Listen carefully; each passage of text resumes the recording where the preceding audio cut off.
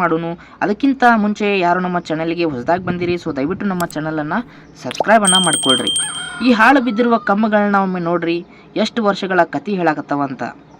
ಹಳೆಯ ಕಾಲದ ಪ್ರತಿಯೊಂದು ಗುರುತು ಇಲ್ಲಿ ಸ್ಪಷ್ಟವಾಗಿ ಕಾಣಕತ್ತವ. ಇಲ್ಲಿರುವ ಒಂದು ಸ್ತಬ್ಧತೆ, ಈ ಮೌನ ಶತಮಾನದ ಕತೆಗಳನ್ನು ತನ್ನೊಳಗೆ ಬಚ್ಚಿಟ್ಕೊಂಡಂಗ ಅಂತ ಅನಿಸ್ತೈತೆ ನೋಡ್ರಿ. ಏನೋ ಒಂದು ಪ್ರಶ್ನೆ ನಮ್ಗೆ ಕೇಳಿದಂಗೆ ಐತೆ ನೋಡ್ರಿ ಈ ಮೌನದ ಹಿಂದೆ ಒಂದು ಕತೆ ಐತೆ ನೋಡ್ರಿ. ಒಂದು ಕಾಲದಾಗ ಇಲ್ಲಿ ಏನಿತ್ತು ಅಂತ ನಾವಿವತ್ತು ತಿಳ್ಕೊಳ್ಳೋಣ ಬರ್ರಿ.